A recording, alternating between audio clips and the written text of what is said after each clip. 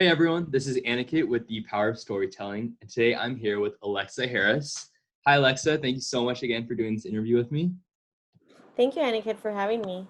So I think you have a really cool story, and I kind of wanted to start by talking about your childhood first. So you grew up in a border city in Mexico and actually commuted to the US every day for school. So can you talk a little bit about your family and what your childhood was like and how it shaped who you are today?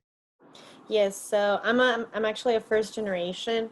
My parents are Mexican, but now they're citizens, and they moved to Juarez to have a better life, and they I was born in El Paso to give me a better opportunity. And yeah, so like for my 14 and a half years, I lived in Juarez.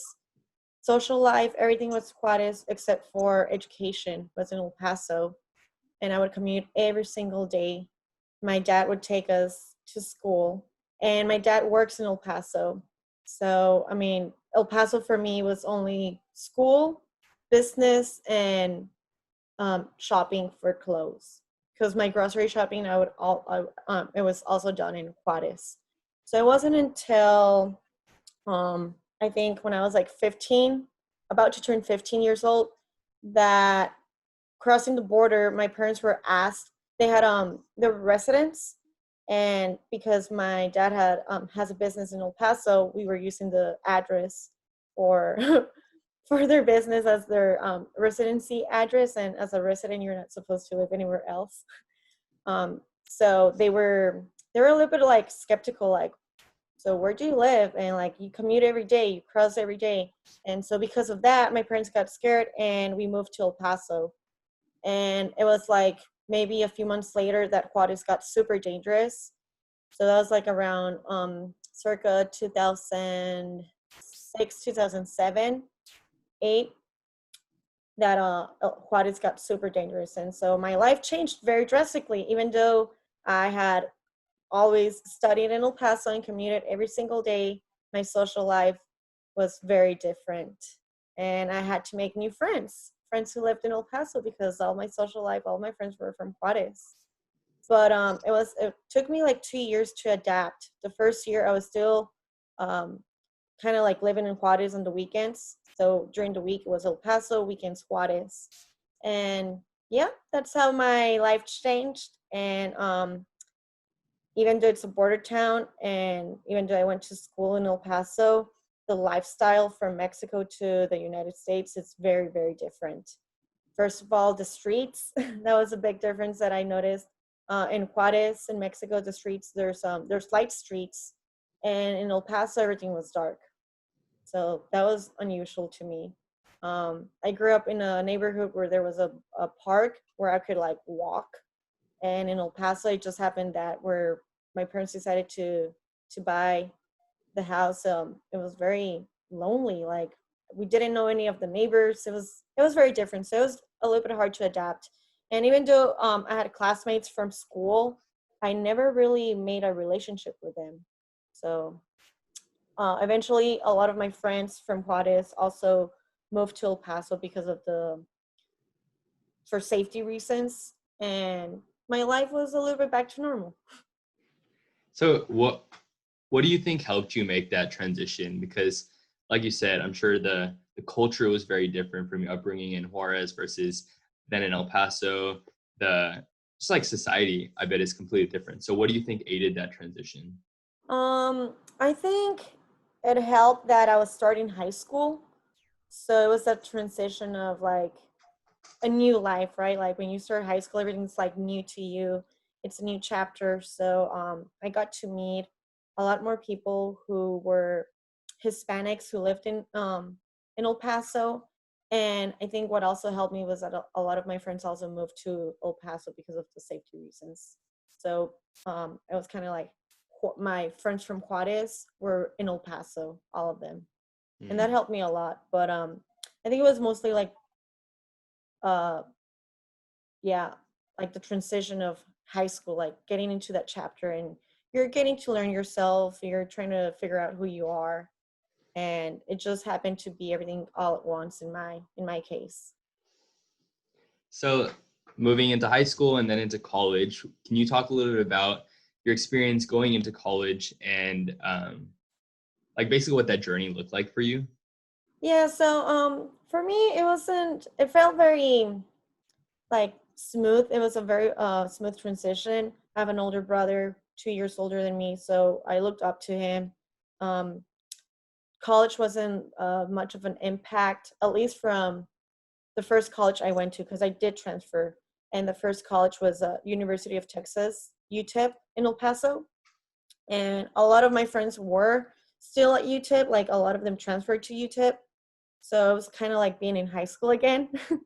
And Yeah. having and being in the common core classes was like, oh, it just feels like high school. It didn't feel very challenged. It wasn't until I changed careers, and that was human nutrition and dietetics, and I transferred to New Mexico State University in Las Cruces, which it's only in New Mexico, which it's only like 30-40 minute drive from El Paso.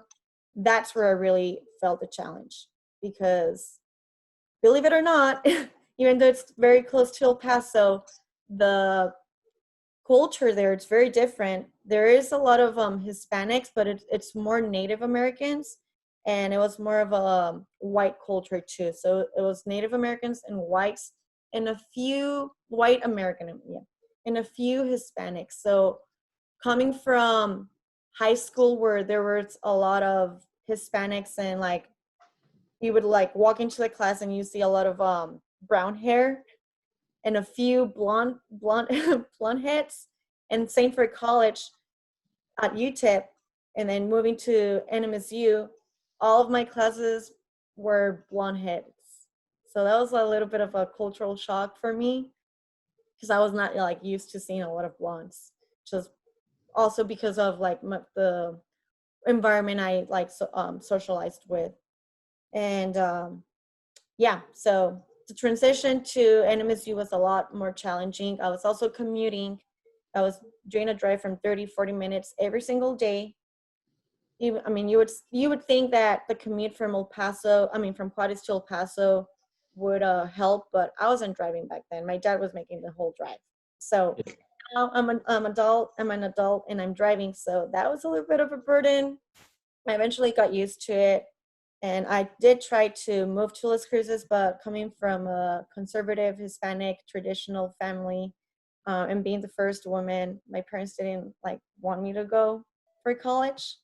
And so I had to stay home and make that commute. And it was really fun when I got used to it. But the first semester, I faced a big challenge. I was like, okay, this is nothing like high school, nothing like UTEP. I also think it's because I transferred for my second year, which is like starting my courses for my degree. So I don't know if that also made a big influence in making it more challenging. Are you glad that you experienced another perspective, like you said, walking into classes and seeing blonde heads instead of I did. brunettes? Yes, definitely, because it definitely made me get out of my shell. I was very comfortable in just talking to my my people, like even though I had a few classmates that were from another culture, I would only speak to them for like very small talk, like, hey, do you have a pencil, or can I borrow this? It was never building a rapport or relationship, friendship with them. And so in college I was forced to do that. Also, my class was very small. It's a small degree, small college, in the human nutrition dietetics. So a lot of them are from outside. Not all of them are from Las Cruces or El Paso. Most of them are from California. That's another thing I noticed, that a lot of people in Las Cruces were coming from California. I don't know if it's because the college has like affiliation, or some they offer scholarships for California students. I'm not really sure why, but yeah, it just forced me to make new friendships, and I'm very grateful because I moved to Austin, and Austin, Texas is very white. I mean, there is some Hispanics, but it's mostly dominated by white culture. And I was a little bit culturally shocked still, but I was comfortable, very comfortable Yeah. to just talk and meet to people. Yeah. And you mentioned a couple of times that you did major in nutrition and dietetics. So I was wondering if you could talk a little bit about why you chose that. And today you're also a nutrition educator for the Central Texas Food Bank. So could you talk a little bit about kind of why you chose that path and what you do today? Yes. So I was actually my freshman year. I was taking my psychology class, the Common Core, and they asked us to write a paper. I can't remember what the main point of the paper was. It was a research paper, and I did it on eating disorders. And I also danced ballet for 15 years. Wow. So a lot of ballerinas suffer eating disorders, and I never went through it, luckily, thankfully, but I know that a lot of them do. And so as I was doing my research in eating disorders, I realized I made that connection that ballerinas go through a lot of eating disorders. And I don't know, I've always liked interacting with people, meeting them and getting to know them and helping them, and I wanted a career where I can do all of those. And I know in all of the careers you can do that, but I really wanted to see that impact on one-on-one. And I did not want to be a psychologist because I did my research asking my fellow professors at the University of Texas in El Paso at UTEP, and they did not convince me. Their answers were not what I was looking for. And back then I was not into research, so it was a lot of research. So I was like, oh, I don't want to continue like doing research. Like I want a career where I can graduate and have a good paying job, and eventually if I want to go back to school, I'll go back to school. But to be a psychologist, like it just required a lot more. And yeah, that going back to my English class, writing that essay, I just made the connection. I was like, okay, I think this is like perfect. Like, because I read a little bit about dietitians as I was doing my research, and I was like, oh my gosh, this is great because it involves food. I grew up in a family, Hispanic. My parents have a business, a restaurant, a taco restaurant back in El Paso. So I just grew up with a lot of food. Uh, Always my mom, my grandmother, and my dad always cooking. And so I was like, this is great because dietitians, it's about food. It's one-on-one. You also do consultations. It's a little bit of psychology. So it just involves everything that what I'm looking for. And that's what inspired me to change careers. So I was a psychology major, and I changed to human nutrition and dietetics, and that was the reason why I transferred to New Mexico State University, and the same reason why I moved to Austin for a better um, growth and job opportunities, because El Paso is a little bit slow in their progression, and so there are job opportunities in the nutrition field, but they all require a license as a dietitian, and as an entry level. To become a dietitian, you have to do an internship, which is a 1,200-hour internship, and it's unpaid. And that's my plan. But as when I graduated, I was like, I'm not ready to do the internship. I want to get some work experience and then eventually do the internship. And so that's why I looked into Austin for job opportunities, and I moved here. So can you talk a little bit about what you do in Austin at the Central Texas Food Bank? Yes. So, like you mentioned, I am a nutrition educator for the Central Texas Food Bank. The Central Texas Food Bank is a nonprofit where we feed the community in Travis County and outside of Travis County. So we feed 21 counties. My role is as a nutrition educator, where I teach adults, older adults, and children nutrition classes. It's very common nutrition, basic knowledge, very basic nutrition, and also cooking classes for them. Very basic as well. But it's like the basic that can get you through life and that you can apply to any cooking style, cuisine. But right now, my role has been repurposed because of COVID-19, and I'm working in the mobile pantry team, which is the distribution. It's part of the distribution program. So I'm kind of like in the front line of the organization, where I go out every single day for maybe anywhere from 2 to 4 hours. I'm out in the field distributing food. So that can either consist, I'm either coordinating the the distribution, which is like welcoming all the volunteers and making sure everything's in place and getting all the food out and organizing it. Or I could either be signing in clients, which is just asking for their information. So, I mean, working on the front lines of such a pressing issue, it's not an easy thing to do. And I'm sure that you need a lot of passion and like the determination to be able to do it. So, what do you think gave you the passion to fight such an important issue like hunger? It's food. Anything that has to do with food, I love it, and helping people. And I think it goes back to my origin of my career of nutrition as a nutritionist. Um, I mean, it's feeding people, and so I also get to a little bit educate people on the spot, just talk a little bit of about the nutrition, because a lot of our boxes at first we started with non-perishable foods, so everything was canned food.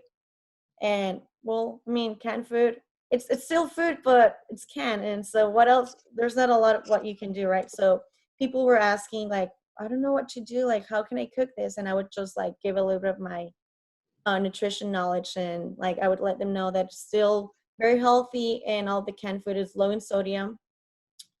But I think overall it was just my inspiration, my motivation is to help people and feed them, and not only feed them like just food but healthy food as well. And that's the focus of my organization as well, is to feed people but in a healthy way. And I love it. It's really fun. um, it's been challenging. At first it was very challenging because I was hearing a lot of sad stories, negative stories.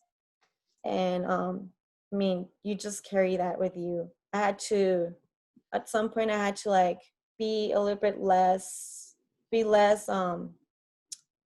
serviceable, like customer service to the clients, because it was, I was kind of like getting depressed hearing the stories. And I mean, I'm also there trying to help people, and I want to be in a good mood and cheer them up, because I understand they're going through a hard situation and it's really hard out there. And so now I just try and like keep it a very small talk. But it's been hard. And a lot of people out there, you'll run into very positive people that they're just grateful that we're out there. Everyone always thanks us. There's been people who just like drive by and they're like, thank you so much for being here, thank you for helping us. And they're grateful. And that's the best thing at the end of the day of my job, hearing those words from people, seeing their faces, seeing how happy they are. And it just makes me feel good, that I'm really impacting them. Because as a nutrition educator, even though I know I was doing an impact in their lives, um, it took a little bit longer to see that impact. And right now in this repurposed role, I'm seeing the impact right away. Yeah, it's really awesome what you and a lot of the other people at the food bank are doing. I'm sure the whole community is grateful for you for doing that. Yeah. I guess the last question I have is your story of finding out why you wanted to do dietetics is amazing. But what advice would you have to other students trying to figure out what they want to do with their life? For sure. Always follow your heart. I know that everyone always say like follow your heart, and it's like, well, how can I follow my heart? Which my heart goes many different ways, but ask yourself how you envision, how you see yourself in the next 10 years or forever. Like, of course, everyone wants a good paying job, but like, do you want to help people or do you want to help yourself? Like, what type, are you a people person, or are you a person who likes to work by yourself, like in a team, one-on-one, or just a computer in an office, not an office? So asking those questions, like trying to figure out what fields have that. And ask professors, ask your friends, if you have role models, ask them what they do, because I thought being a psychologist is what I wanted. And after I asked my professors, I was like, yeah, it's not exactly what I want. It doesn't like really relate. I don't see myself sitting there and always listening to people's stories. I want to like, I do want to hear their stories, but I also want to help them in a different way and have an impact in them. And so how can I have that impact? Is it going to be by just talking to them, or is it going to be like by educating them, or is it going to be like by creating a device or creating a product that I can help them? So ask questions, always question yourself, and try new things. It's if you don't try, then you never know if you're going to like it or if you don't like it. The worst thing is you don't like it and that's it, but at least you tried. So try new things. Definitely agree with all of that. That's awesome advice. And thank you so much again for speaking with me today. I love your story, and I think that what you do is so important and so amazing to see how many people you help on a daily basis. So thank you. Thank you, Aniket, and I love that you're doing this to inspire younger generations. Thank you very Of much. course.